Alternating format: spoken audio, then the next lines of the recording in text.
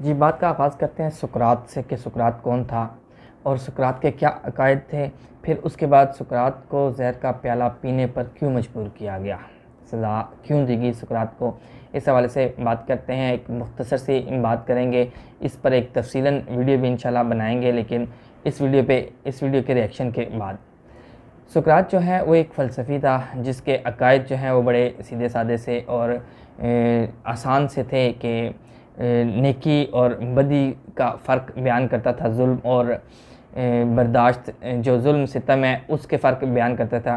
कहते ये हैं जी कि सुकरात का जो आम तौर पे अकायद हैं, उनमें एक अकायद ये है कि वो खुदा का मानने वाला था, कि ऐसे खुदा का मानने वाला था कि जो खुदा नज़र नहीं आता।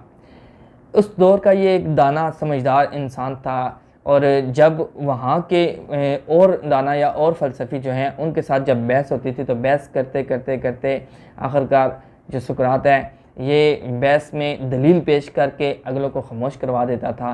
तो तमाम जितने फ़िलासफ़र थे उस दौर के, वो सारे इससे एक तो जेलस भी होते थे और इसको दबाने की कोशिश भी करते थे। लेकिन क्योंकि उस दौर में ऐसा होता था कि जो दाना इंसान होता था उसको उससे सीखने के लिए बच्चों को भेजा जाता था उसके पास, और वहाँ के लोग जो हैं वो खेत तक और उसके अलावा घोड़े, जानवर और बड़ी बड़ी चीज़ें जो है गिफ्ट कर देते थे उन लोगों को जो उनके बच्चों को तरबियत देते थे, पढ़ाते थे, और ऐसे दाना लोगों के पास भेजा जाता था। उस वक्त जो सुकरात है उनकी वैल्यू थोड़ी थोड़ी बढ़ती शुरू होगी, लेकिन जो बाकी फ़लसफ़ी थे उन्होंने इनको कम करने के लिए या इनके ख़िलाफ़ प्रोपेगेंडा करने के लिए कुछ ऐसी बातें निकाल ली जो कि इनके अगेंस्ट जाती थी। अगेंस्ट तो खैर असली तौर पे तो नहीं थी, लेकिन जो उन्होंने प्रोपेगेंडा किया गया था उसके मुताबिक उन्होंने अपने जो वहाँ के क्या कहते हैं उनको, हुक्काम बाला थे, हुक्काम बाला थे, यानी बादशाह थे या जितने भी कर्ता धर्ता थे, उनके सामने ये पेश किया, इनको मुजरिम के तौर पर पेश किया। और तीन किस्म के जो इन पे इल्ज़ामात लगाए गए। एक इल्ज़ाम ये लगाया गया कि ये हमारी नौजवान नस्ल को गुमराह कर रहा है। दूसरा इल्ज़ाम ये लगाया गया कि ये हमारे देवताओं को नहीं मानता। और तीसरा इल्ज़ाम ये लगाया गया कि ये एक ऐसे खुदा का तस्वर पेश करता है जो नज़र नहीं आता, जो मौजूद नहीं है। इन इल्ज़ामात को लेकर इनके ख़िलाफ़ एक्शन लिया गया, और एक्शन लेने के बाद इनको सज़ाए मौत दी गई। सज़ाए मौत देने का जो तरीक़ाकार था वो ज़हर का प्याला उनको पीना था।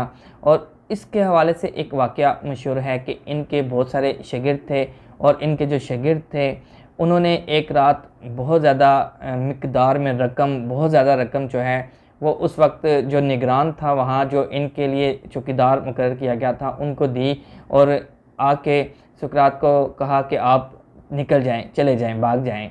तो लेकिन उन्होंने इस जो ऑफ़र थी इसको कबूल नहीं किया और माज़रत की। उन्होंने कहा जी कि मैं अपने अकायद से फिर जाऊंगा अगर मैं ऐसा करूंगा। तो उन्होंने अपने आप को सच्चा साबित करने के लिए, उन्होंने अपने आप को साबित करने के लिए ज़हर का प्याला पी लिया।